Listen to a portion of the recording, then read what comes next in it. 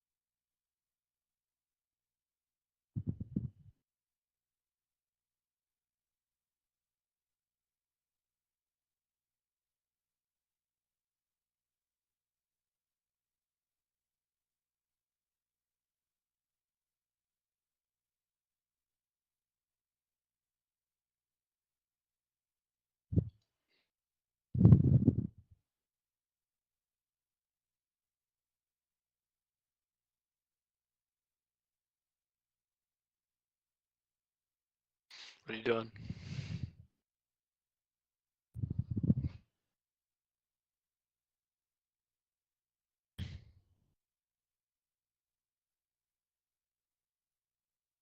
Oh.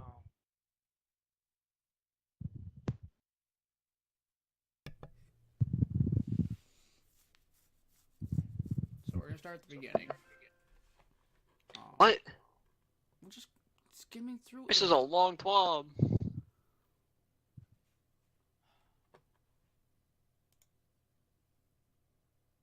Spidey, I'm...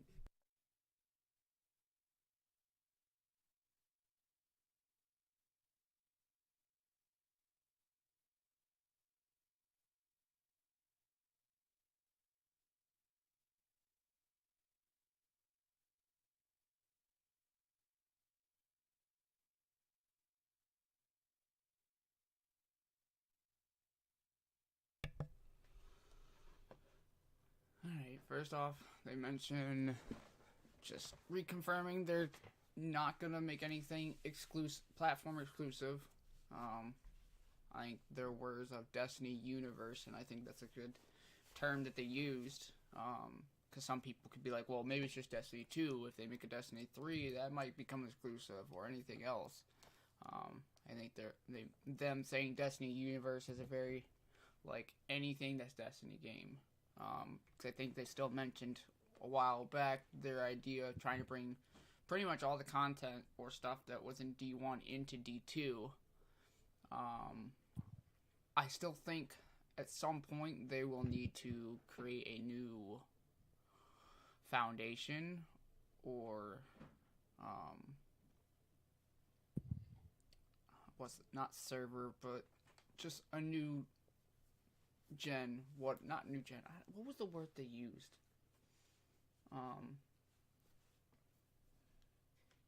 Because they couldn't.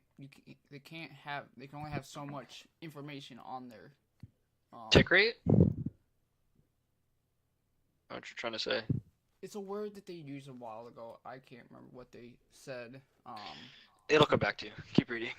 But make it to where you could actually have everything from D1 and on D2. Like, I think if they can make a new game, I wouldn't call it Destiny 3. I would literally probably call it Destiny Universe or Destiny Broad. So then it's something that they can keep adding onto without having any issues. And of course, they re-showing the exotic weapons, gear, and trailer.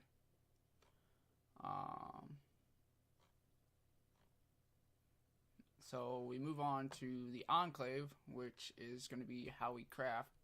Kind of reminds me of, I don't know if how much you played of D1, but it really reminds me when you got a weapon, in order to activate certain perks, you had to use it to like level it in order to unlock it. Yeah, it feels like they're going a lot back to D1. But this, you still get to like kind of choose your perks to a sense. I think it sounds like you have to unlock the perk and then level it up.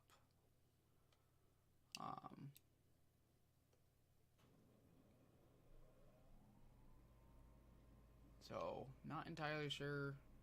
And then apparently said a subset of weapons and archetypes will be craftable from the start, but more will be added in the future. So it sounds like it's not like completely available for everything right off the bat, which is good. Like, gives you like look forward to the new stuff, what's going to be added and whatnot. Otherwise, everybody's just going to get burnt out right at the beginning and build everything they want, and then be bored and be like, well, what do we do now?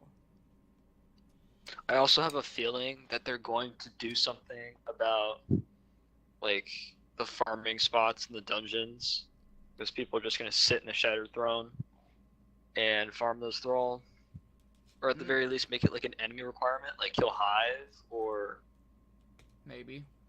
I think they should do that, because getting to that point was annoying and it wasn't fun at all. I'm not about that. Yeah, I think maybe the way that anything that can like duplicate itself like that, like after Party on, I'm gonna try and see if I can like stick with you or get the Enclave. Yeah, like maybe so many people that after you kill so many ads in a given area, it kind of caps. Well, it mentions having to do specific activities too. Yeah. So that might help. Oh, that's new. I do like that it's gonna give like the first and second missions of the Witch Queen free to all players, so they can unlock this Enclave. Because it sounds like the Enclave is gonna be available to everybody, whether you have Witch Queen or not. But I could be interpreting That's that probably incorrectly. the only reason they did that.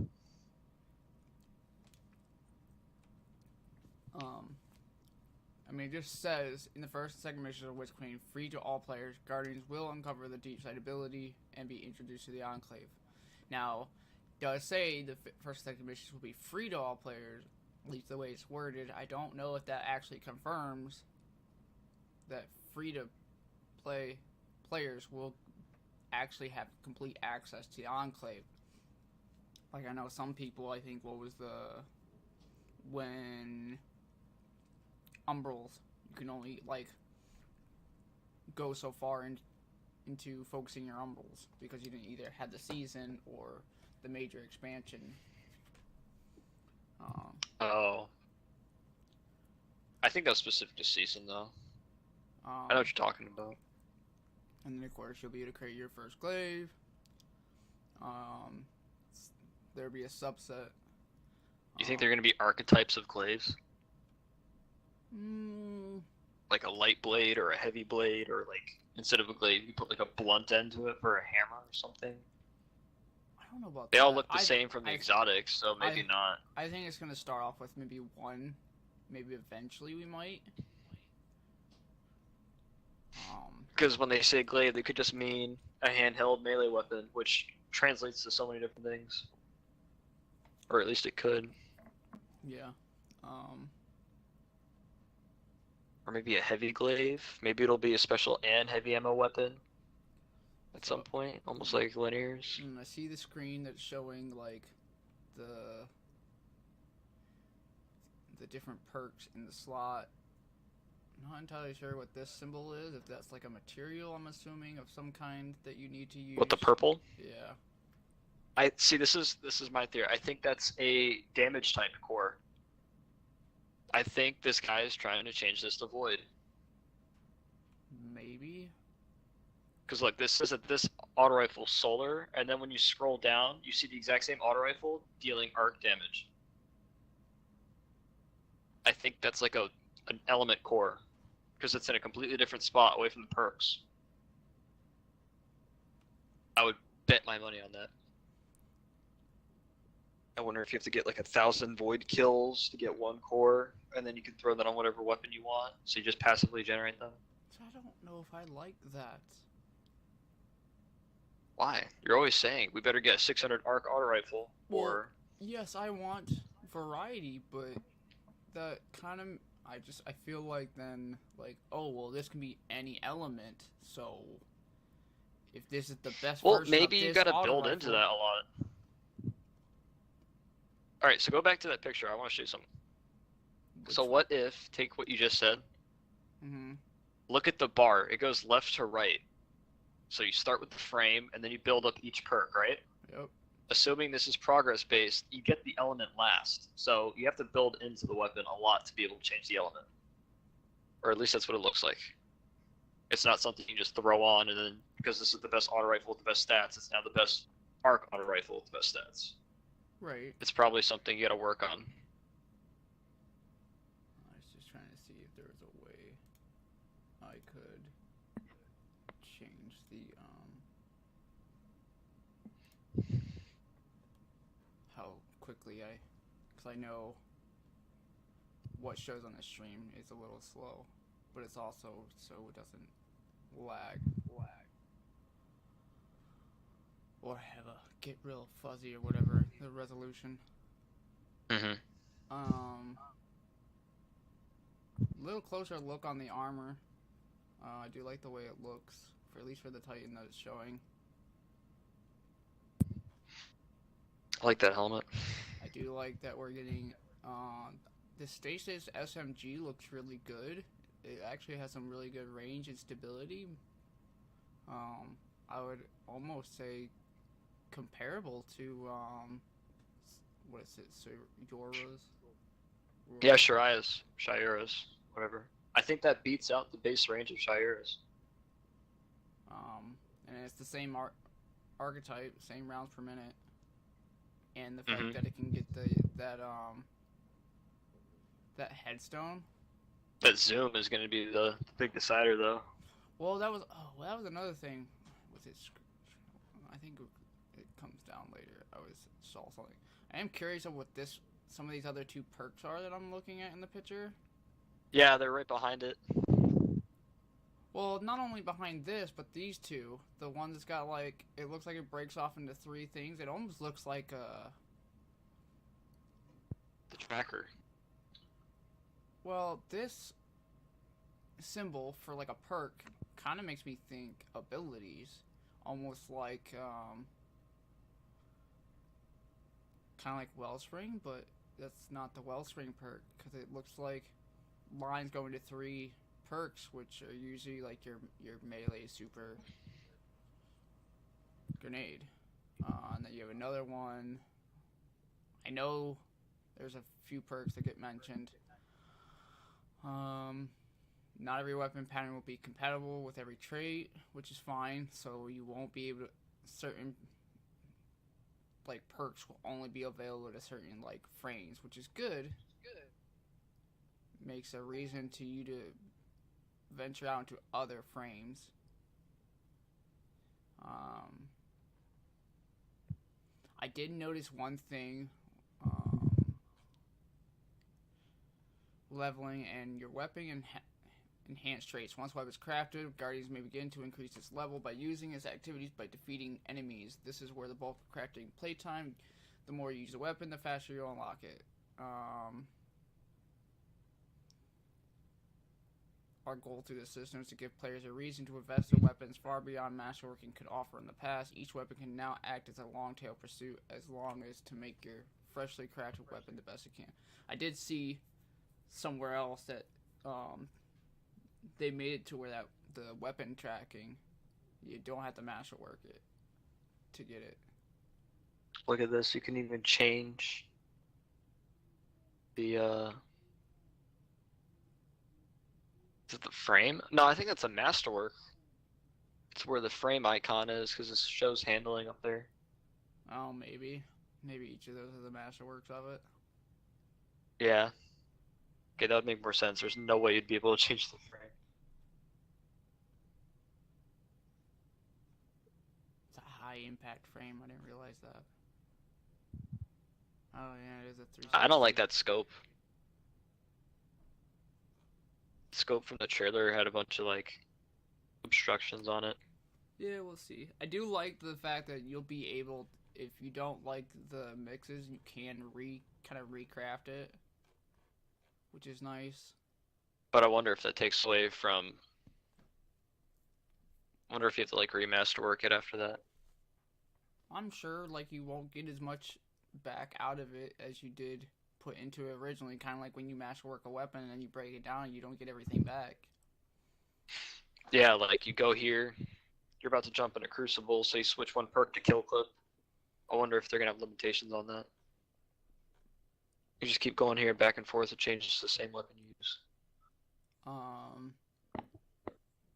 Oh, here's what I was looking for. After reaching a enclave, craft your first glaive. Drop with the new ability Deep Sight Resonance.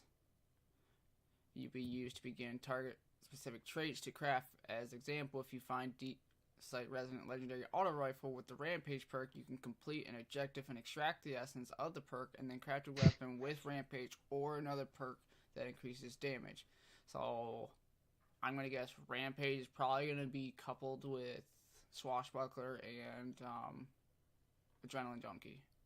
That'll be my assumption, because it's the same type of similar perk. Damage on kill, yeah. Yeah, that ramps up. I don't think it's gonna be coupled with kill clip, even though kill clip does increase damage after a kill, but it requires you to reload. It's kind of a bigger. It's a different mechanic. The only other thing I could think of is maybe Rampage and multi-kill clip together. Because it does have 3 stack. They both have 3 stacks. They just stack differently. But then you got once crafted. Yep, leveling it. Weapons capabilities. It can be intimidating to start to make decisions. They want to make sure that if you don't like it, you made something, you want to try it out, it doesn't seem a good fit of a build, you can recraft it. Like I said, I'm pretty sure it's not going to give you like your full materials back that you put into it. Just like you masterwork a weapon or armor when you break it down or whatever. Just usually, like, it's even worse if you use something that you masterwork, then you like, okay, this isn't good anymore, I like something else, but you want to use it for the power. I'd rather just find something that's hasn't been touched for the power to infuse and break it down so I at least get something back. So this helps reshape because it kind of kind of fixes that. It's like, well, maybe you just don't like it because it doesn't have the perks you want. And then we got mementos, which is basically kind of looks like ornaments, almost. I don't know. Like they're called mementos instead of ornaments. Because it says at launch, one weapon memento will become available for players to earn through Gambit, unlocking Gambit themed appearance and tracker. Rank up your weapon to max level. Head back to the enclave and apply your freshly earned memento for some sweet flair. My thing is, because it's using the word mementos, like why wouldn't you just say ornament like we've gotten in the past where it just has a different color, different skin? I wonder if memento is gonna be like its own charm, like weapon charm. I thought charm too. It also says activity specific tracker. That's probably what it is. Like above, there was an example of a Gambit Invader tracker. Mm-hmm. How many invaders you shut down the weapon? More of these will come online with So that's probably what it and is. Grandmaster Nightfalls. We have more plans for mementos down the line and are excited to introduce a new endgame rarity cosmetic item for players to chase as they build their own arsenal of weapons. So endgame rarity cosmetic. That's interesting. I wonder. All right, some mementos from the depth chests. Well, I wonder if we'll get like if they'll add this kind of stuff to raids. So like in D1 Volta Glass towards the end of the year or towards the end of D1 game when they brought back all the raids. Sure, they brought back all the armor, but they also like added a next step to it where they added like specific glows to the armor or looks. I wonder if there's a way they're gonna bring that back. I don't know because it does say new, but it does say cosmetic, and it wasn't, it was just to kind of make it look cooler. So I don't know. We'll see.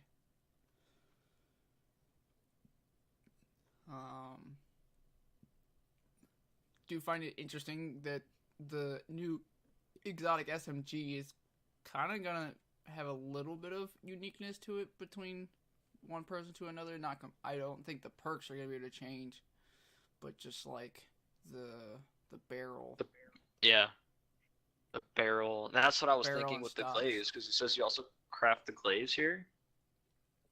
So I mean, you might be right that making it lightweight, it hits faster, but not as hard. We'll have to see what they do with that, which is kind of nice. I mean, even if it's just little things.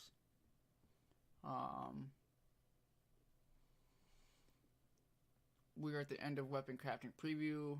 Will you have questions? Undoubtedly. Launch day is around the corner. Exciting to see what weapons you create.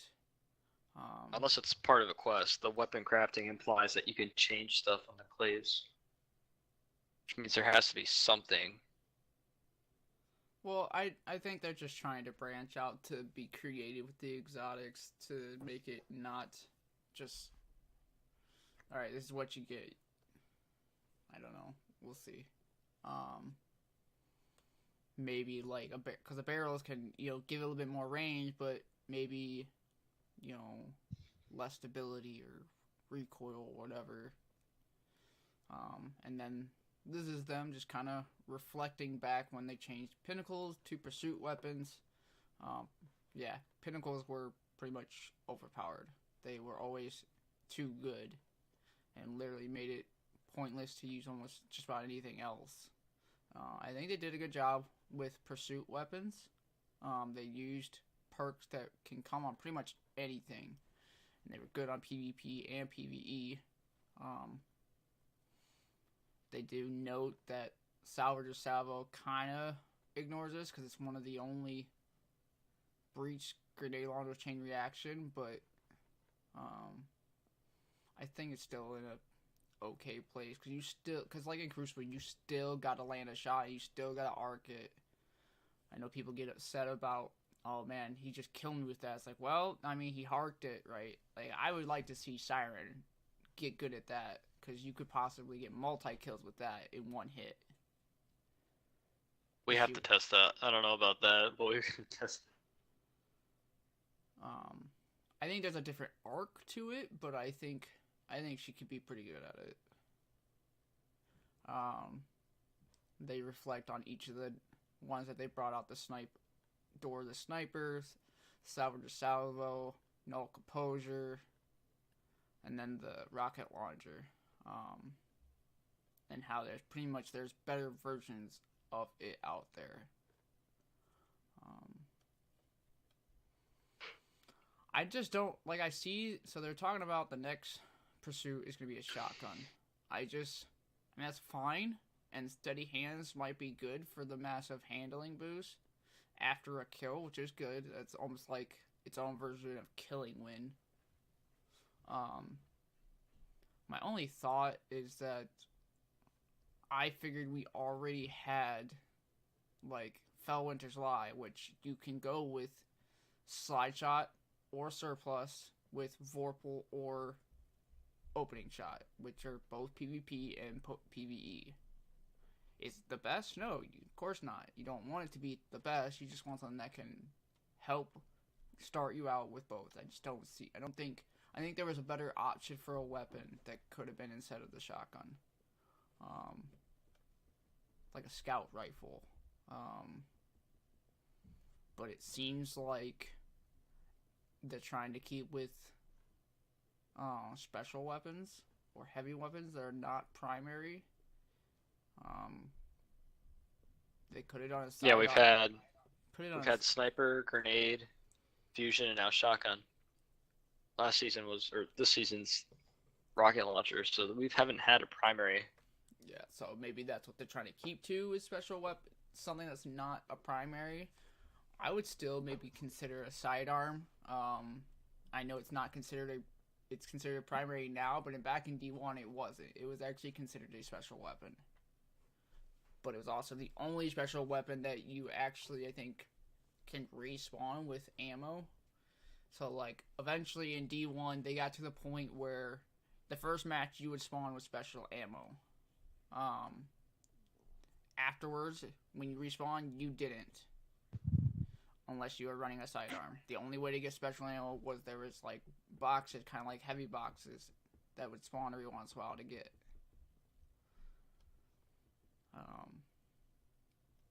I don't know if they need to go back to that. I don't think it's that bad. I think this is fine. I do like that they knocked it down to where you only get like 2 shots basically. And then they go into new thing called origin traits. See, now this is insane.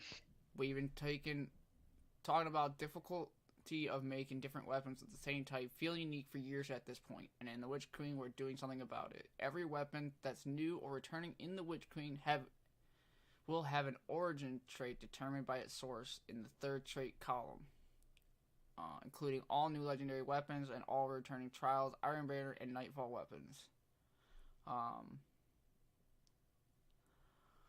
Origin traits will only appear on new drops of a weapon. They won't be retroactively added to old drops, which gives reason to play stuff again. It will probably annoy people. Be like, so, I mean, I think anything that gets this isn't going to make, like, your gun still good, but it just gives you a reason to maybe go after another one. These traits vary. I think we should have all been expecting to regrind some of our weapons from this. Well, yeah, because they add, like, when they refresh, they've added perks to stuff. Like, Summoner, I'm sure, because we're getting that back, they're going to add more, there's going to be more perks to that.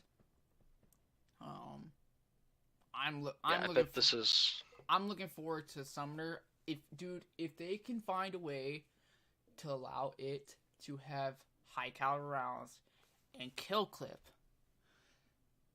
that's what I want. I would be happy. That would be my go-to PvP auto rifle. You know what? I bet there's a perk that adds flinch to your weapon coming. These traits vary in effect, but the guideline is that they either have high uptime and medium power effects, or low uptime and high power. There are 14 origin traits in total, shipping the Witch Queen Season 16. We expect to ship around 3 new ones each season after Season 16. For example, 1 for Season 17, 1 for the raid or dungeon. and one for the seasonal event until we have one for each event. When we refresh old weapons with a given source, for example, an existing raid or old pool of seasonal weapons, we may create a new origin trait at the same time. So it does say, like, we might, some of the existing raid weapons might get some, like, new perks on their possibilities, basically. Here are some examples. Trials of Osiris, Alacrity. Gain increased reload, stability, aim assist, and range when you are the last living member on your fire team or running solo. And the example of solo includes Lost Sectors, Rumbles, for example, which is really good. I think that helps because sometimes, like when you're running a Lost Sector, you're going after a champion sometimes, and you need to reload after breaking or stunning an enemy. I think they need to do that to Celerity and Bottomless Grief. Which they also, I think, did just something else. Stunning a champion partially refills your magazine, triggers health regen, and improves recovery for a short duration. I almost would want, rather than trigger, I wonder if you'll be, because it does say it's stunning. Does it mean like the moment it is stunned, or while you're stunning you might get a little bit of health regen? Because I think that would It's help. probably on stun. Because that's one of the problems, is like you have to be able to see the champion and shooting the champion to stun it, and next thing you know it can nuke you, especially like in a Grandmaster. Like, it's annoying. Well, if it's not stunned, it can still damage you, which probably would cancel out the health regeneration. Right. So I think it's on stun. All the other mechanics we have on that's on stun, so. Grant 60 health and instantly, and plus 40 recovery for 3 seconds. It's definitely a beefy, like a good amount of health, like right at the bat. So 40 times 3, what is that? 120. 120, so almost full health within 3 to 4 seconds.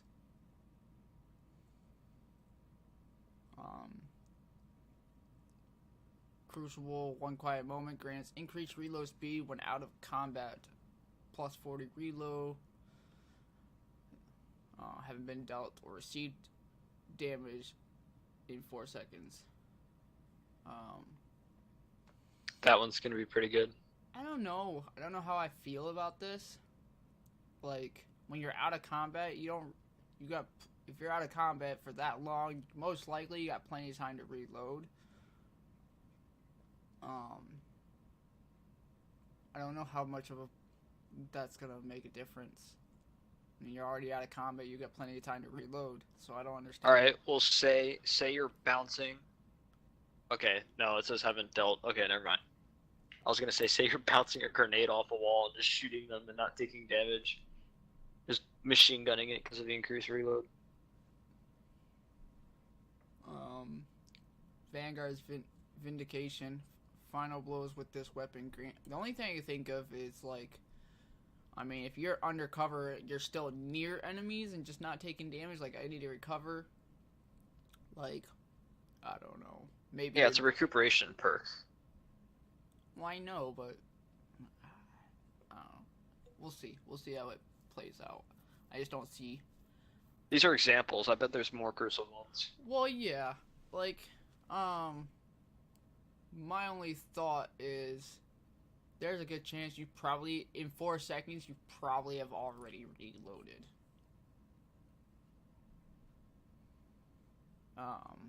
The only thing I can think of is you can't really reload too well when you're sprinting away. So you sprint away, get out of engagement, you haven't taken any damage, haven't dealt any damage within those 4 seconds of running away. And finally, you've got a moment to recoup and get a quick reload so you can go back into engagement. That's where I can see it being helpful. Otherwise, in 4 seconds, you probably can reload your weapon no matter what. Strikes, Vanguard's Vindication, final blows with this weapon grant a small amount of health. Yes, it is just a small of 7 health, but that's still decent. That may be the difference between a trade and staying alive. You know what I think of when I read that perk? I think pair it with Unrelenting and you'll never die. I think it depends. Well, it's gonna. That's true. Maybe it's definitely gonna depend on where. Because it says the final perk slot, right? Yeah, this is the third. This is the third slot. So it's just So this is not going to take up any spots for your actual perks. Yeah, it's nothing like it's not gonna be paired with like Dragonfly, which could probably proc. Like, hey, this Dragonfly is gonna get multiple kills and get multiple health. Well, no, this probably could pair with Dragonfly. Can it? I'm scrolling up real quick. I mean, I guess it depends. Maybe where, because you have the first one's barrel. Look, read. Every weapon that's new or returning in the Witch Queen will have an origin trait determined by its source in a third trait column. Right. So, unless the existence of a perk means that there will be less powerful perks on the left slots. I guess I wasn't thinking. I guess I wasn't counting the barrel slash reticle as the first one. Oh, okay, yeah. I guess it depends on what they consider the third, really. Actually, wait, you might have a point. If it says third, it might be where it is with Bottomless Grief right now. You know, like on the snipers we just farmed for. Yeah. Oh, that requires some clarification because everybody talks about first and second slot as the actual perks. Right. And then we have anytime it makes sense due to source activity, weapon will have multiple origin traits selectable. For example, Nightfall weapons is Nightfall Vanguard. Osiris is Child of Osiris. You have Trials and Crucible. The Pursuit weapon can select between Gambit Vanguard and Crucible Chase since it can be acquired from any of these activities. So apparently the Pursuit shotgun is gonna have one of each perk there to switch. I'm gonna assume Snapshot's gonna be its own thing. So Snapshot is it depends. Snapshot has been known to be in the last slot or the second to last slot. That's all it can be in. Right. Another case see below. It's basically some just kind of some dialogue with Banshee.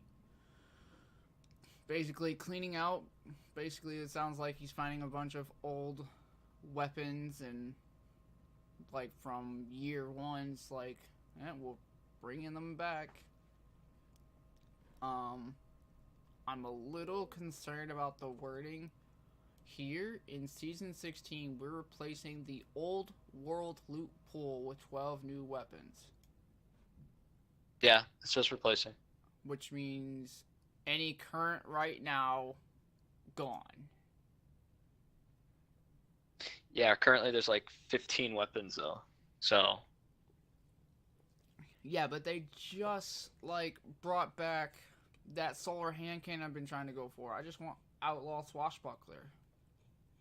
Now, unless this hand cannon that's showing in the picture is going to be solar, a 140 solar that can get like Rampage, Swashbuckler, Adrenaline Junkie. Well, what if they move that over to the crafting system? Because it's already hard enough to get world loot pool drops to get your roll. Maybe. I'd actually bet that's what it is.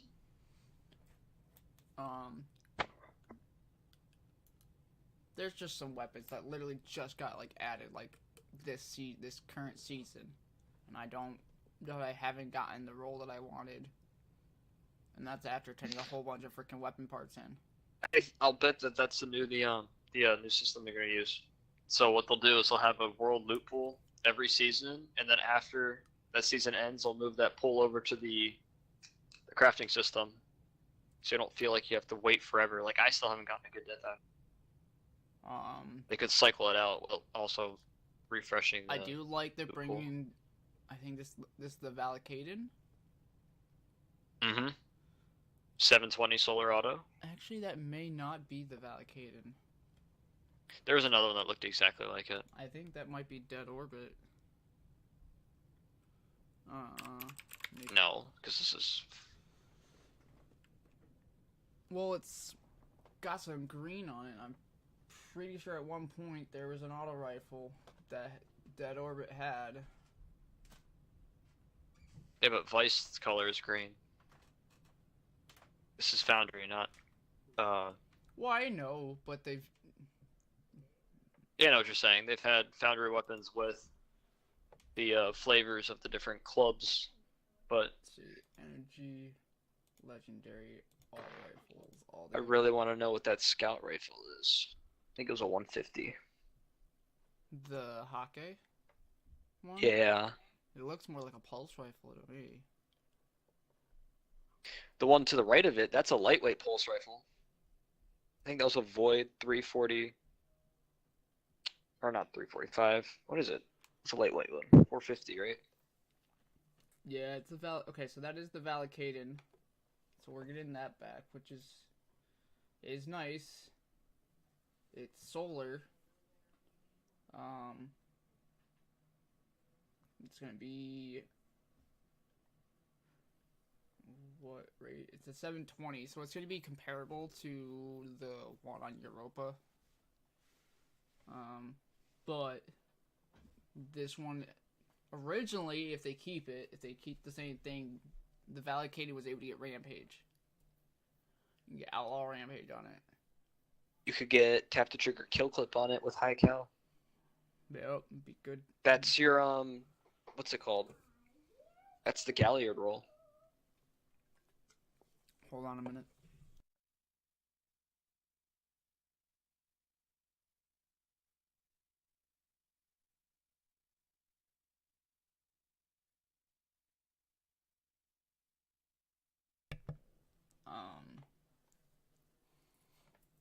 Let's see. So there's that one, which I mean that's nice. I like those perks. I think I'll like it better than the what's it called? The one on Europa. If they maintain the more popular perks, like heck, you could even go dynamic sway reduction or tap the trigger with kill clip. I think tap the trigger will probably be better than dynamic sway for this because it's already probably got a fast time to kill. The tap the trigger is going to be more beneficial than dynamic sway if they bring those perks back. I still want my Misfit back or an arc auto rifle, the same archetype. So we'll see. As far as I can tell, that shotgun and hand cannon, those are completely brand new. No, they're all old. The shotgun is old. Tell you here in a moment. And then this website is broken because Gunsmith shows no hand cannons like this.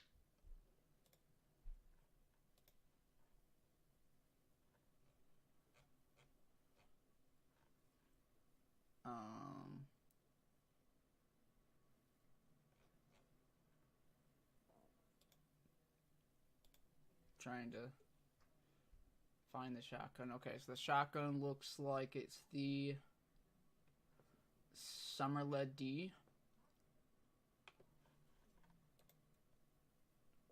Yeah.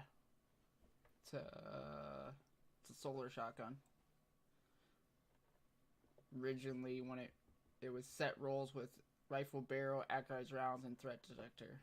It was a 55, so what is that? Like, same archetype as the Ikelos, I believe. Hold on, I'm trying to find it. Summer D, you said? Yep, Summer Lead, one word, -D. Oh, okay. Okay, I see it.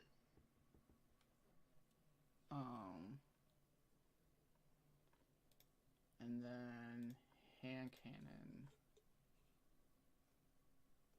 Let's see if I can find this hand cannon.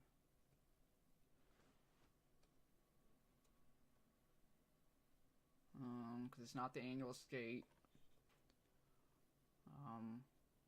The frame looks a little different. It looks similar, but different. Not the minute.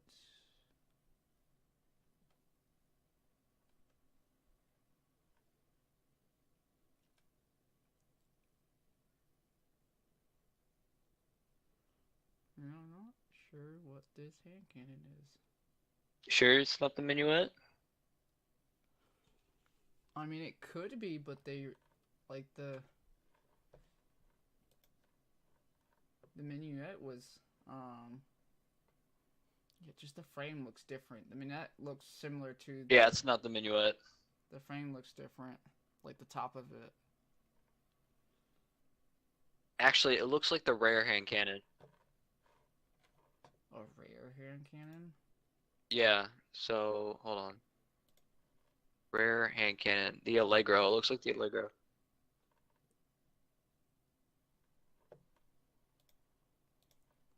Yeah, it's the Allegro. Like that frame. It's got the same barrel type and everything. So this looks like a completely new weapon.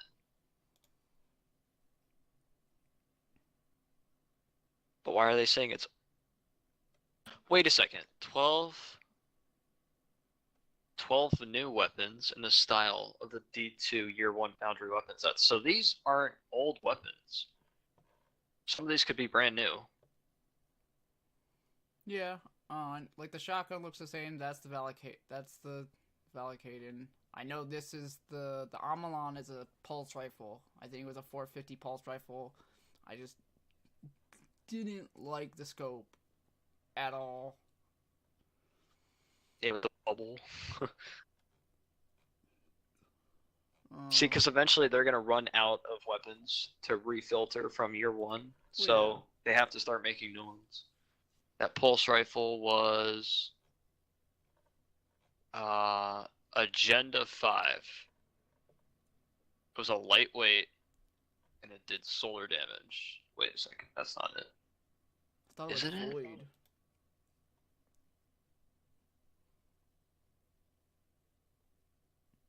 Okay, no. Yeah, you're right. It is Void. I found it. Still lightweight. Had Dragonfly. Now you think that Hake is a scout, which it could be considering that that one's a pulse. The Amalon has shown a pulse. They usually try to do a variety of things. Well, I remember using a pulse rifle that looked, or a scout rifle that looked just like that in Year 1. Hake, so that is the...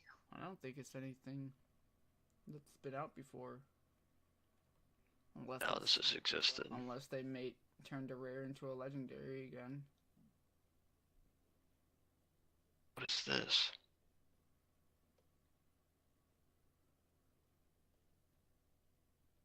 There's no way I've used a gun that looks exactly like that.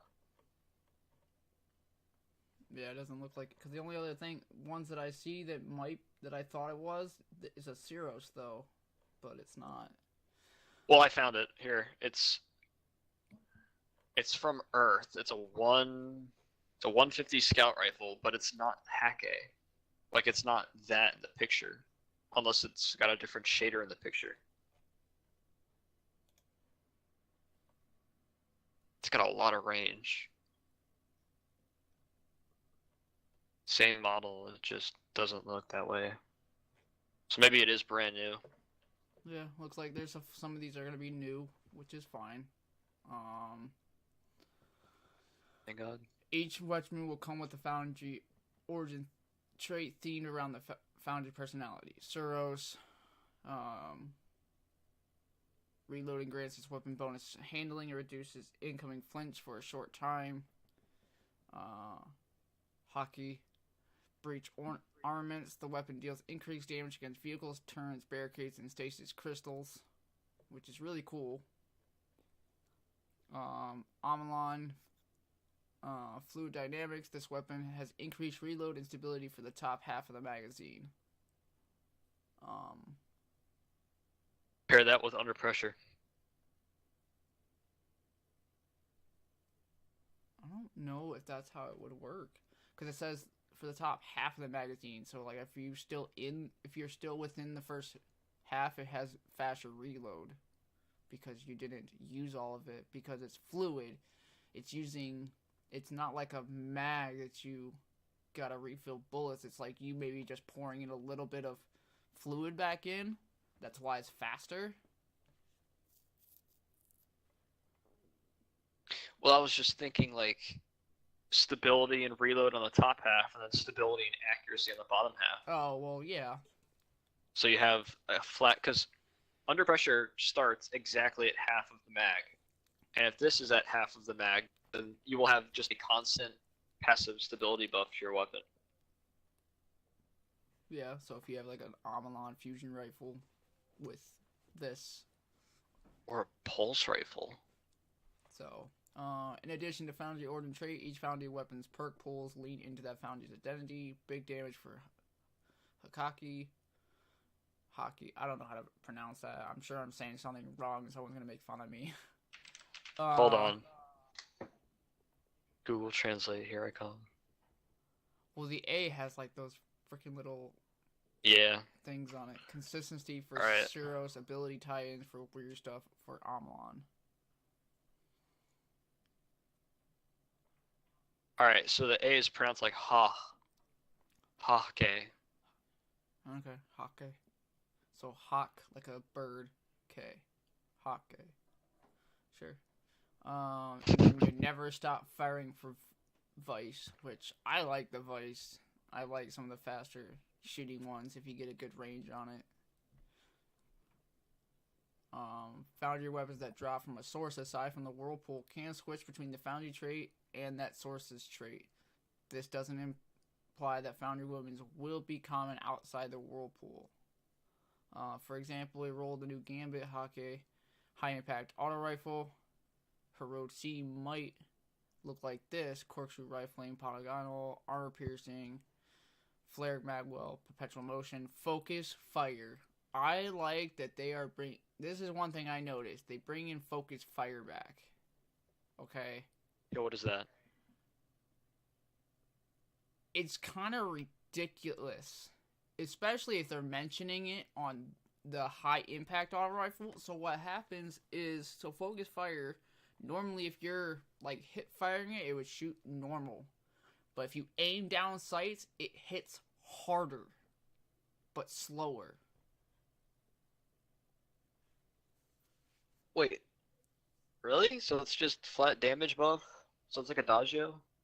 Sure, yeah, like while aiming down, like. Because the catalyst for Cerberus is called Focus Fire, and it does the same thing, but off of reload.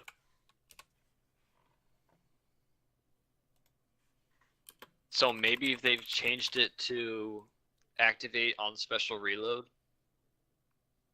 because there's no way, because that would just take away Adagio's lightning. Focus fire reduces rate of fire but increases damage while aimed down sights. When zoomed, this weapon fires slower but causes additional damage.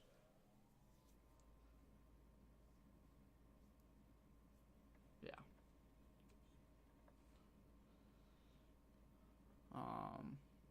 It looks like Invader Tracker, Gambit Origin trait. Like there was an auto rifle from Wrath of Machine, which honestly, getting this may hint that maybe we are getting Wrath of Machine back for the D1 raid, because there's an auto rifle. It was called Focus Firefly. So you had Firefly in it in the perk, but at the same time, when you aim down sights, it would hit slower, but hit harder, along with having the Dragonfly perk or Firefly perk. So it was like a 2-in-1, kind of like what we have now with Firefly, where it's reload and the explosion.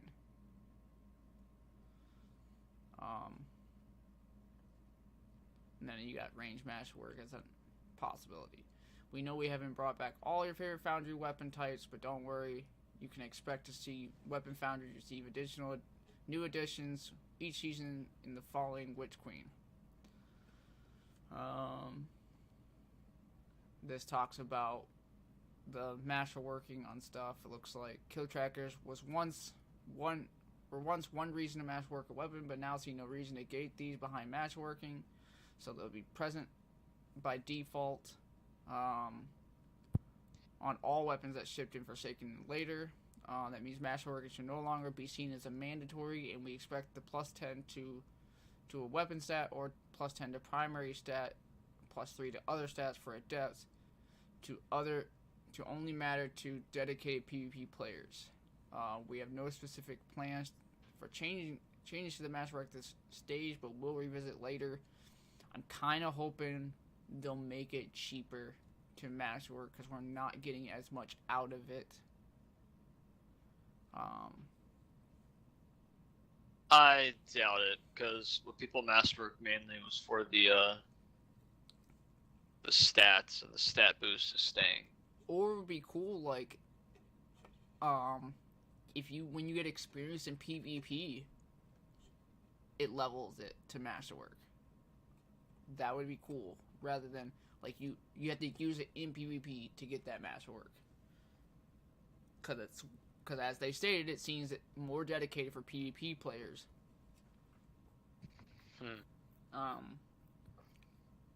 But ultimately, this wouldn't have achieved the goal of weapon. Note that we did discuss gating the origin trait behind masterwork, but ultimately this wouldn't have achieved the goal of weapon differentiation for non-masterwork weapons. Following the Armor Team's footsteps, weapon mods for legendary weapons are now free to instant to insert. We believe that many pain points around special weapons in Crucible are exacerbated by how easy it currently is to acquire special ammo. While touched this in the past, we're making a further adjustment now. Players now only drop one special ammo on depth or equivalent, no matter how much they were carrying, as long as they weren't completely empty, which is really good. Like, somebody was carrying a butt ton of ammo, you only get one out of that, period. And of course, they do mention if you have, like, Scavenger, you'll get a little bit more out of it. I assume you'll maybe only get, like, 2. Like, 1 extra shot. Apparently, players were quickly finding another way to execute this quick swap glitch, so we found another animation cancel. Or we fixed another animation cancel. Man, I never know about that stuff. They are reworking fusion rifles again, which I was wondering if they would. Rapid fire precision and adaptive fusion came out of this different but all quite strong, but high impact fusions are hurting. We've definitely seen all fusion subfamilies occupy different roles. I want to maintain the large differences in charge time to keep these distinct for now. So we're nudging damage up to make it easier that they land kills at range in PvP, and we are bumping the PvE damage scaler. That said, we'll keep an eye on how they're doing and may adjust charge time down a smidge in a future release. We needed that first. Increase high impact fusion rifle damage per bolt from 62 to 64. This doesn't seem like a lot, but it allows more rolls to cross bolts to kill threshold. Increase high impact fusion rifle PvE damage bonus from 15% to 20%. Which I don't think that's going to be enough. I think the charge time was the worst thing about them. They haven't even touched it, so. And they said that they might adjust it in the future, but I think damage might help. It's helping with increasing the damage by 5%, basically. I mean, like the Glacier Chasm, it coming with that Reservoir Burst. It's supposed to be increased damage and explosion. Like, if it gets more damage, it's going to have a higher chance of proccing if you have it with subsistence. I mean, I still got my slide shot one. I'm still bummed I didn't get the subsystems, but I did get a slide shot one, so I have a way to just kind of run, slide, shoot again. We like that crowd control capabilities on breach grenade launchers have taken off, but as it stands, there isn't a meaningful trade-off for the added utility that blinding or concussive grenades give you, and it's unreasonable that a way to really annoy other players in PvE can also one-shot them. Reduce blinding and concussive grenade damage by 25%. Rocket launcher subfamilies have lacked meaningful differences for a while now, and their free tracking precisions are flat out better, so we're pushing them further apart by adjusting damage. We may take a deeper look at rocket launchers later, so it seems like the precision ones are going to do a little less damage. High impact, of course, will do normal because they're high impact. Some of these other... I don't know if some of these did less damage to begin with. I don't know. But I do like the precision is going to do less damage because, like, you're basically sacrificing. You know you're going to get the hit with not getting as much damage. Like, while the other ones are more, maybe the aggressive because it goes so fast. And I don't know. We'll see. We take a look. Big swing at sniper rifle aim assist based on zoom and beyond light, and having seen this play out, are revisiting and tuning on zoom based aim assist scaling. Low zoom snipers got more of an aim assist reduction than they needed, and high zoom snipers are getting some pretty silly headshots right now. Reduced variance in aim assist scaling between low 35 zoom and high zoom 60 zoom snipers. Cone angle scaler increased by 25% on low zoom. I'm gonna assume low zoom will get an increased bump in the aim assist. This, you don't understand how much 25% will help it out. I think that's good, especially because like the really low zoom can't two-shot body, so it's like if you're gonna it's got to be more precise. Yeah, if you're gonna be using it, you need the headshot to really matter. Otherwise, that two-shot is just pointless, even if you body shot. Well, you're implying that the rapid fires are all low zoom. Well, you know what I mean, though. But in most cases, that probably is the case. I don't know. Cloud Strike. Reduced by 9% on high zoom. Pulse rifles take slightly too long to kill red bar enemies in PvE. We're buffing their damage by minors by 10%, but you want exotic pulse rifles to feel better at this. Oh boy, keep reading. So pulse rifles are getting a buff in PvE, which is good. I love pulse rifles. Only to minors, but that'll help in grandmasters. Well, yeah, dude, I freaking love. We better be running Outbreak in grandmasters now. It depends if they're getting a mod, a champion mod. Exotic weapons. Exotic primary weapons and trace rifles aren't sufficiently stronger than legendaries for them to worth bringing into hard PvE content, particularly against minors. Note that this change applies to all exotic that use primary ammo and includes most secondary effects. Example given: perk triggered explosions. Increased damage versus minors in PvE by 40%. 40%? Alright, so let's think of stupid weapons that run on primary ammo. Suros Regime? Devil's Ruin. Yeah, Suros Regime. What's the other one? The other Suros one, not the Sweet Business? Yeah. Sweet Business with 40%. Fighting Lion is primary ammo? That's probably going to be the most... I don't know if that think will about count. it. I mean, it is primary ammo, but I'm not sure where that will fall. I think so, because they went out of their way to say all. All's even bolded over there. Because they're not targeting the weapon itself, they're targeting the use of a primary ammo exotic. This is true. Yeah, it's gonna be great. They're definitely making it where primaries are gonna feel good, especially for exotics, which I'm glad they're doing. Because I felt that for a while. Like, yeah, sure, exotics have a cool perk, but sometimes you don't always get the proc in, and then it just feels Like, why? Why do I want this? I'd rather just use a legendary. It's only against minors though, so Yes, but in Grandmasters, those are some of those miners are beefy motherfuckers. some of those rigs are red bars. Um, As long as it helps with rigs. Chaperone is a terror Things that in don't PvP, crits. particularly with the nerf to pellet shotguns and the reduced frequency of grenade and melee abilities, and it outperforms some weapons that ought to be good counters for, example, sidearms and submachine guns. So they reduced the passive range buff from 2 meters to 0.5, motherfuckers. Which means 13 meters to 11.5 meters. Which is still, I mean, that still means it's got 5.5 meters on everything else regardless. I wonder if that buff that it gets is gonna bring it back up.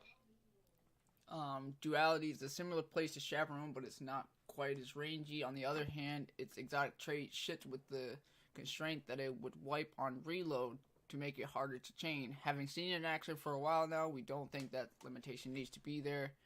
Reduce the passive range buff in slug mode, an example while aiming down the sights from 1.25 to 0.5. Pellet mode is unaffected. The on black wings damage buff no longer clears on reload. Terrible. Yeah, have you ever used duality in PvE? I think I tried a little bit. It's alright. I think I used it because I just needed something different. I was just trying something different.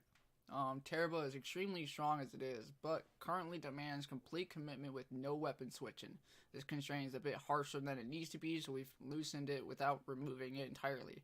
Also, while the duration extension when damaging players did actually function in PvP, it was so subtle that players kept reporting that it was bugs, so we bumped them up. I'm gonna assume maybe the like the part that shows you on the left side, because I do notice if you have a lot of things going on, like a lot of procs, it only shows like so many on your screen, so it seems like they're making this a little more priority of being seen on the screen. I think that's what they mean by bumping it up, so people don't think it's bugged. They feel comfortable that it's working. Now reduces perk progress by half instead of clearing on weapon stow. That's helpful. Might be worth trying out.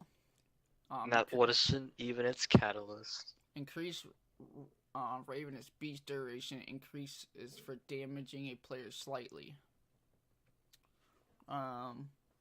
Ruinous Evergy has been overdue for a look at its Beyond Light nerf, the nerf to damage dealt while guarding. So we're rolling that back. Note that the other part of that nerf was to the airborne standard melee attack, and that hasn't been touched. Increase the damage dealt by guarding with a transmutation spear by 66%, 30% against players. Note, transmutation spear multi-kills now count for orb generation armor mods. Previously only kills with the beam would trigger this. I thought that was one of the dumbest changes in the history of this game.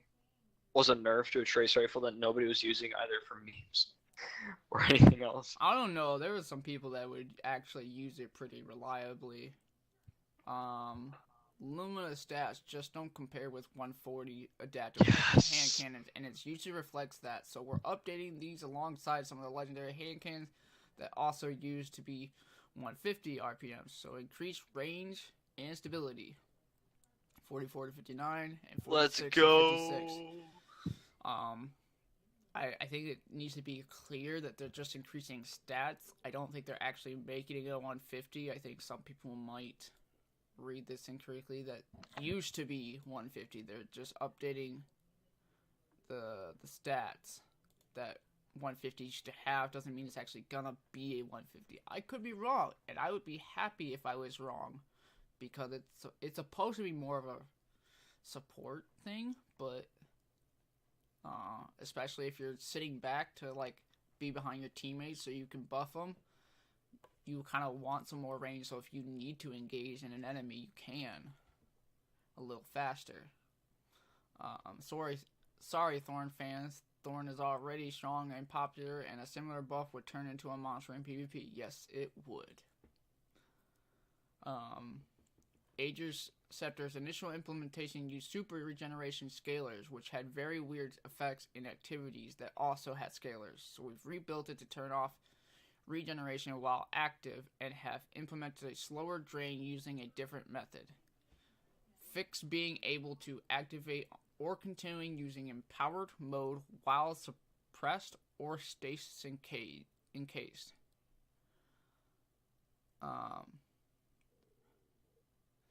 Rebuilt the perk used to modify supercharge rate, now freezes super recharge and deducts super directly, fixing several issues with activities that change charge rate and outliers for recharge based on intellect stat.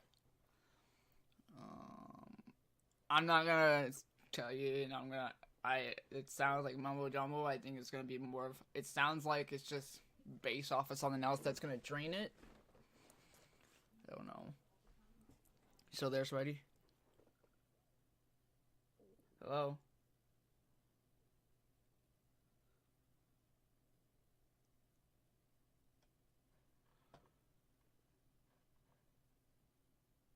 Did I lose you?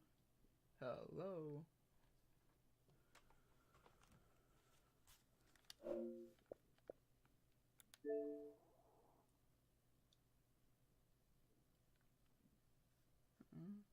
Spidey's still in party. Don't know why he's not talking. But alright, we will keep going. For anybody that's still watching or decides to watch later. Says fix being able to activate or continue using empowered mode while suppressed or stasis encased.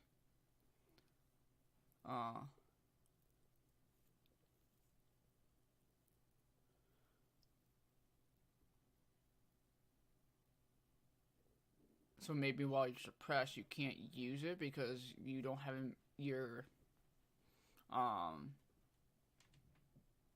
super is basically no longer available, or if you're in stasis in case you're basically frozen, you can't use it. You can't activate it.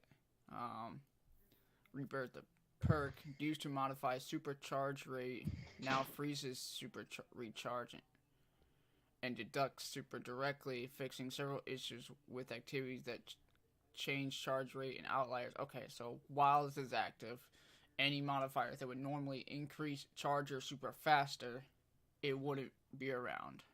Literally. Yeah, I think this was, it says freezes. I think this is meant to target people who use battle harmony and literally get super back as it's being drained. Yeah. That was so fun though. Super should now drain more slowly when empowered. Deadman Tail feels good to use on both mouse, keyboard, and controller now, and we don't want to go back to it feeling unreliable, but it's far too good at spamming hipfire shots at long range as it stands. Reduce the catalyst hipfire rate of fire from 150 to 130. So it's... Ouch. Yeah.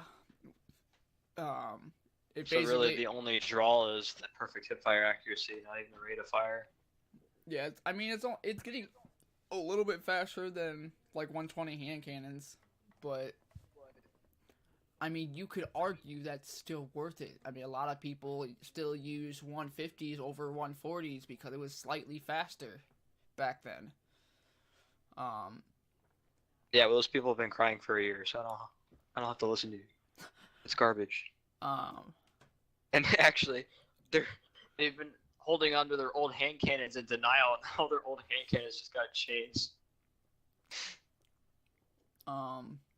While Ren's Striker and Arbalist remain fairly hard to counter in PvP, one common complaint is how easily they can shoot through flinch. We'll be keeping an eye on these moving forward and have another charge planned if needed. Increase flinch to received, which is freaking good. Like, that means I can maybe be more comfortable, maybe still running my pulse rifle with high caliber and fucking shoot to stagger. Or flinch them. It better be substantial, because they're not nerfing body damage and they're not nerfing aim assist. I want this flinch. You should you get hit by one thought of a bullet, you should be able to see your feet I in the still scope. think they need to nerf the pull. Yeah, that part's dumb. Like, I don't mind it pulling, but it's more accessible than a stasis grenade that anybody can use without needing to run stasis. Because you die, you have 2 shots back. That's not the case with a grenade. You still have to, even if you die, you don't get your grenade back. You still gotta wait for it to recharge. And they still nerf that. I don't see What if why. they changed it so instead of pulling, it pushes people away? No, I think the pull is beneficial, and I think That'd be cool. I just think it needs to be in decreased amount of pull or decreased damage, because it's just ridiculous. Here, let me pull damage, and then all you gotta do is body shots you probably with the second shot. But I mean, I know you. Oh yeah, it does like 100 damage. I mean, I know you like your sniper, Cloud Strike, but I feel the same way about that. Like, that's. Well, it just had its aim assist nerfed, so you can rest easy. Forerunner's ammo economy was fairly conservative when we shipped 30th anniversary, but having seen how it's used in PvP, we believe it would benefit from getting a little more ammo per special brick. Okay, I can agree. And this with is that. why I will never be picking up Cloud Strike again. It's Forerunner's time to shine for here. Increase ammo pickup from special ammo brick from 2 to 3 and from 4 to 5 with a scavenger mod. I think that, yeah. I mean, it's basically a special sidearm. I don't see why you wouldn't.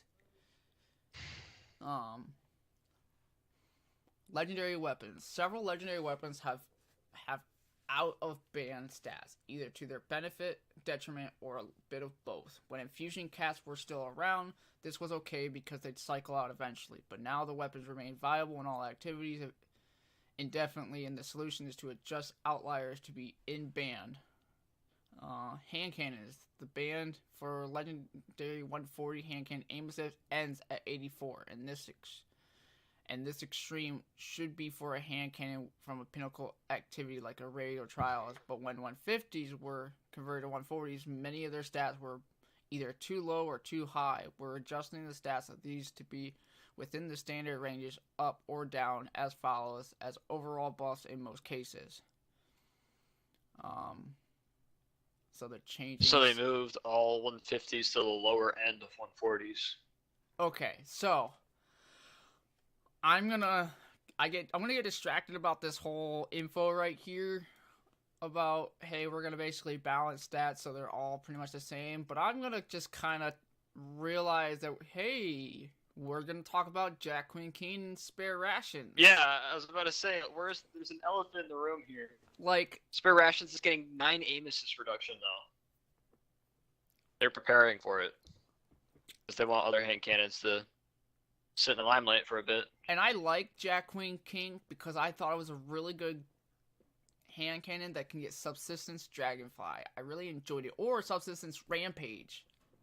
You can get Demolitionist Rampage. And it was an arc. I mean, we have plenty of arc, but I think this was the only ones that can get Subsistence. Because the nature of the beast that was in Last Wish, I mean, it had Outlaw in Rampage or Dragonfly. What was the other arc? Nation of Beasts. Nation of, well, yeah, well... Nation of Beasts was from the raid. Nature of the Beast is the 180 from Crucible. Right. I know there's a... Well, that one's a 180 from Crucible. There's another... What's the other 140? Finite Impactor from Iron Banner? Not 120. No, that's a 140. There's another arc one that I'm thinking of. Waking Vigil. Literally is mentioned right above. Yeah, well, that one had really bad range. I actually like it. You can get rangefinder and opening shot, which is one of my roles. But again... Man, how long did it take you to get that one? Because now you'll be able to craft it. Well, I mean, I don't think it took that long compared to how many times I actually ran the dungeon. Yup. So, I mean, go with that. I didn't really grind for it. I mean, I did it here and there when I had the opportunity, and so I would compare to how many times I ran the activity to how long it took me. It if I was just to count that many times, it didn't take long.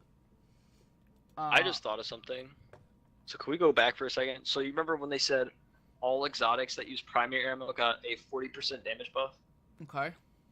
So do you remember last season we had Vorpal get buffed on primaries to do 20% damage instead of 15?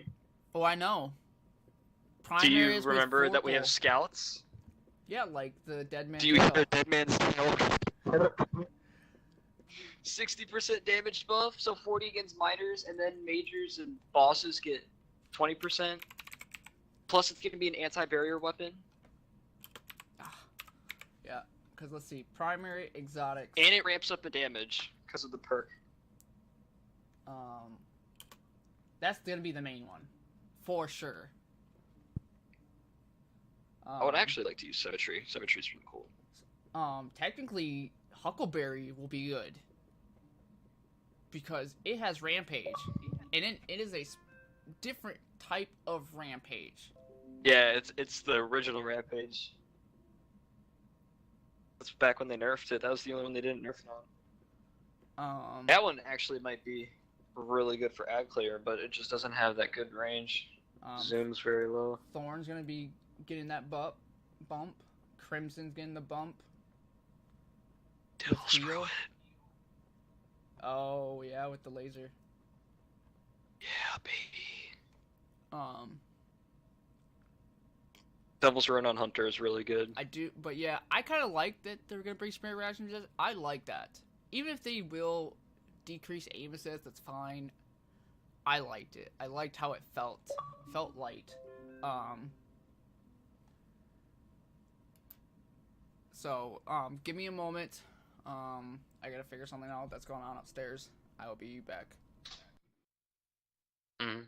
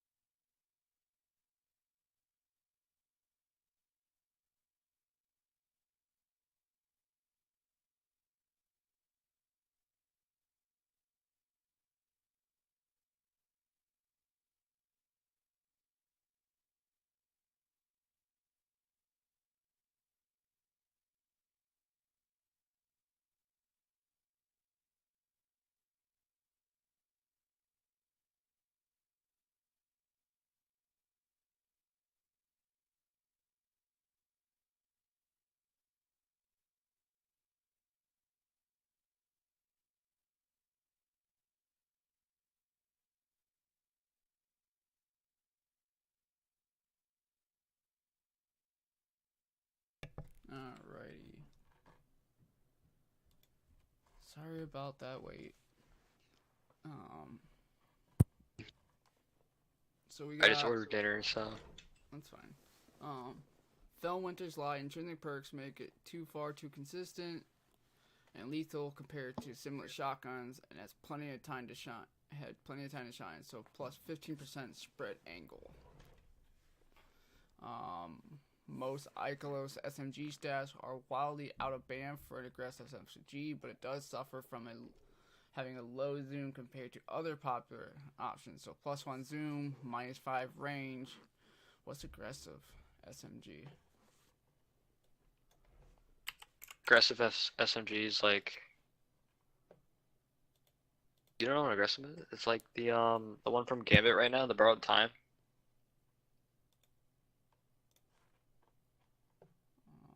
Think Cold Front. Oh, so the Ikelos SMG.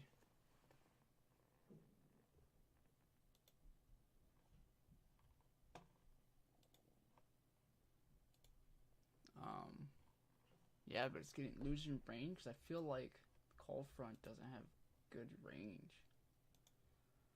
It's interesting. Well, Cold Front isn't getting that.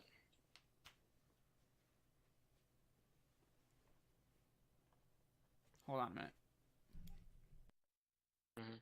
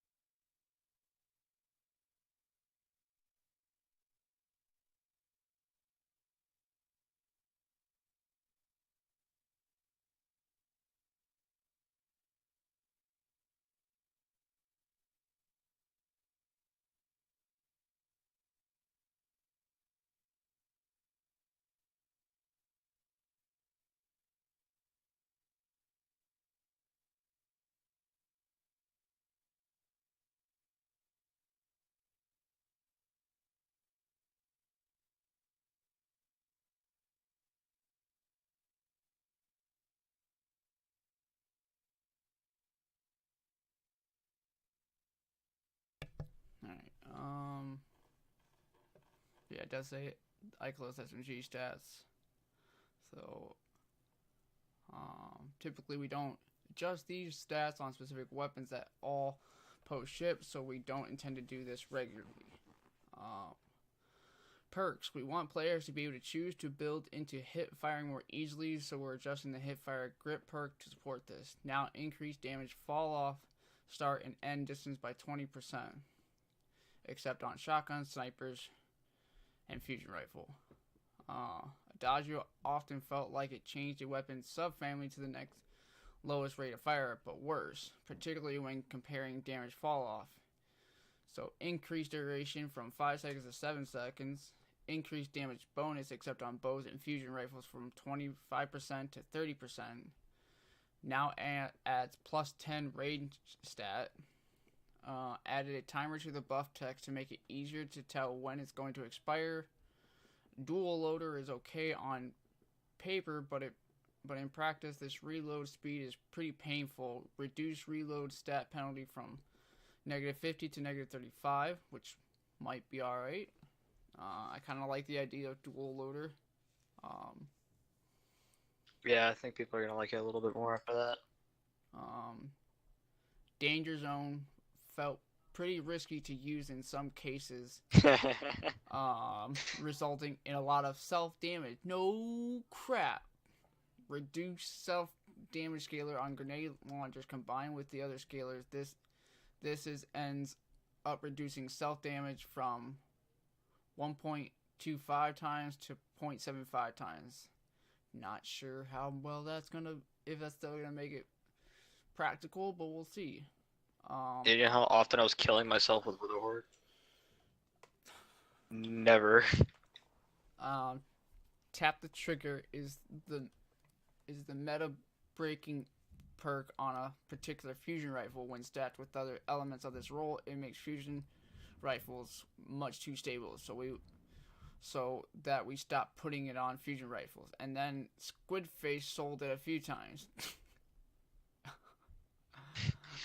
They say that like it's not in their control.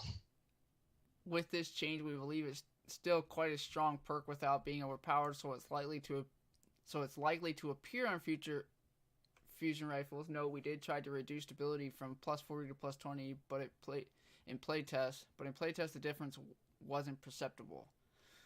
On fusion rifle only, reduced stability bonus from plus 40 to plus 10. Oof. I still think it's worth it. Yeah, we'll see how. Because it's not just stability, it's accuracy and everything. Yeah. Change max recoil angle scale from 0.5 to 0.875. Change angle scalar from 0.9 to 0.975. Unchanged on all other weapons. Headseeker didn't work as intended on aggressive burst pulse rifles because the hold on. Because the pulse duration was too short, Seeker Promise is the only viable pulse rifle that benefits from this in Season 16. Although there is such a pulse in the season, it doesn't roll with Headseeker, but expect to see more in future seasons. I smell Blast Furnace on its way back. So wait, we are gonna get another aggressive burst pulse rifle. Yes. And then we extended buff duration from 0.17 to 0.3. Oh my god. So I wonder if that's gonna help with the other pulse rifles that have Headseeker, because it seemed, from what I saw, it didn't help too much. Anyways, let's talk about Eager Edge. It's a lot of fun to use, but it can be used to do some mind-blowing environmental breaking things if used in particular ways while airborne. While the tuning blow isn't meant to remove the fun factor, we have a fresh raid and other fun content coming with the Witch Queen and want to ensure we retain challenge behind our upcoming rewards. Breaking out of maps can be fun indeed, but can easily remove the prestige and value of a given item or experience. Reduced lunge distance benefit while airborne by 25%. Now casts maximum player airborne velocity to a fairly high value while active. Occasionally, this should be okay. Occasionally we'll shelve perks because they're not working for some reason, too strong or too weak. This means we won't put them on weapons in the future unless we change the perk. In many cases, we'd rather put design work into new perks than old ones, but there's a whole perks section here. Anyways, these perks are shelved. Some have been shelved a while. Bottomless Grief and Celerity both were attempts to inject some uniqueness in Trials of Osiris and Nightfall weapons. We're now doing with origin traits. As long as they don't remove the ones I already have with Bottomless Grief. Because I like the Bottomless Grief on my sniper. The one that's got Vorpal. Underdog, Shield Disorient, Air Assault. Though note that this may get a redesign in the future season. The near future, in Season 17, we'll have a lot of PvP-focused weapon changes, including new ways for players to build for flinch resistance, balanced tuning for primary weapons, looking at you, pulse rifles, lightweights in particular. I'm so surprised you just glossed over that, because what did they just do to Lawrence? Increased flinch. Now what are they doing? Offering ways to reduce flinch. Yeah. Stupid. Balance tuning for primaries, looking at you. Lightweights might get nerfed. Is that what I'm getting on it? Because I feel like lightweights are pretty freaking good. No. It's... Wait, what? Well, it says balance tuning for primary ways, looking at you, pulse rifles, lightweights in particular, which is the... Yeah, balance tuning. That doesn't mean nerfing, that means balancing, which probably means bringing up, because lightweights I mean, there's only 2 right now in the game. They're both exotic. Oh, is that the 450s? Yeah. Well, we did get So the your new... bad juju's about to get buffed. Maybe. Special. Well, we do get that 1 energy 450 now, which is what is it, the battle rifle. Oh, the battle rifle and the one from the Last Wish. I forgot about those 2. Special weapon tuning snapshot feeling mandatory on sniper rifles in PvP. Other balance changes. Another PvP special ammo economy change if needed. Adjusting how zoom outliers both low and high affect the performance of a subset of weapons. In example, the scope column shouldn't be the most important thing on a weapon. This could take various forms, but the intent is to bring both high and low outliers towards the average to the overall benefit of the weapon archetype. We're also adjusting several much requested exotics along with legendary perks. Cheers to Proctor and the team for a massive info dump. We have a full round of patch notes on February 22nd when the Witch Queen goes live. Stay tuned. So that's not even everything. They're changing exotic perks? Well, this is a new feature. This sounds like stuff that will get changes in the following season. That list right there. Well, it just said that they're going to release a full patch note.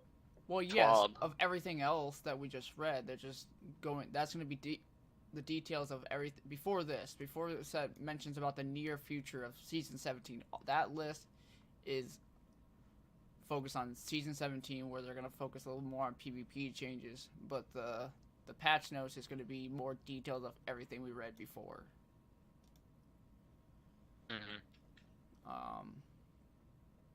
They mentioned of Gear the Tiger, all the different stuff, like the ghosts and the ship and Sparrow. Prepare to launch a worm. Prepare to launch a worm. This TWAB is long, but this train isn't stopping yet. Our Destiny players report information. This is their report. Pre-launch downtime and preload. To prepare the launch, a Witch Queen Destiny 2 will undergo scheduled downtime 7 p.m. on February 21st to 9 a.m. specific standard time. On February 22nd. As this swap was running pretty long, we'll do the math for you. That's 14 hours of downtime. We hope you can use this time to get some sleep, prep some tasty food, or do whatever your heart desires before diving into the Witch Queen. With the announcement of 1 million Guardians already having pre-ordered, we're also expecting a bit of a queue as things open up. Please stay tuned for additional details. Shattered Realm. With the end of the season approaching, the Shattered Realm seasonal activity has been updated to a daily rotation from a weekly rotation, which is kind of nice for any people that want to get those challenges done for triumphs. Grandmaster Nightfall catch-up node clarification. This past week, the next week in Destiny, login message incorrectly indicated that the Grandmaster Nightfall catch-up node had just become active. The Grandmaster Nightfall catch-up node has been live, and it is currently available for players who completed the Conqueror Seal to be able to gild their seal. Year 4 content. With the launch of Witch Queen on February 22nd, certain activities, quests, destinations, and items from seasons 12 through 15 and Forsaken will become unavailable to access. For full list of vaulted and depreciated content, please see our guidelines below. I do kind of want to go through all the weapons, make sure I get everything I would like. The following weapons will be leaving the Ritual Rewards pool with the launch of Witch Queen on February 22nd. So looks like the cannon and the sword from Trials of Osiris is removing. Swarm, Shadow Price, Izumi, Sniper, and Hung Jury is removing. Iron Banner, Time Worn Spire, really. Guiding Sight, Steady Hand, and the Multi-Mac. So what did they add this season for? This season was Reed's Regret for Trials, but did they add anything new for Vanguard? For the sidearm? No, like that's like just a random drop. I mean, like the Nightfall loot, yeah. The rocket launcher. Pothead. Okay, so they said they're removing that. No, we're keeping the rocket launcher. We're getting rid of the Swarm, Shadow Price, Azumi, Sniper, and Hung Jury. No, so we had the rocket launcher and the shotgun, the comedian. That's right. Players should make sure to claim all engrams and other rewards before the new season begins. Any rewards not claimed from ritual vendors, Zavala, Shack Shifter, Same 14 will be removed at the end of the season. Known issues. While we continue investigating various known issues, here's a list of the latest issues that were reported to us. And then, if anybody's interested in, like, Artist of the Week, Video of the Week, feel free to check it out. I am still waiting to see if we'll get anything about, what's it called?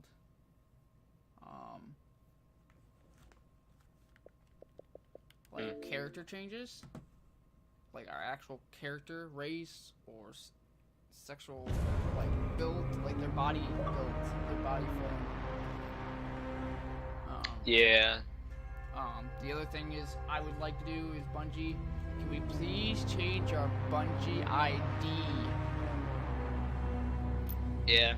Like, your boy just got a gamer tag changed. Yeah, I got a my gamer tag changed on Xbox. I want to be able to, correspond on Destiny.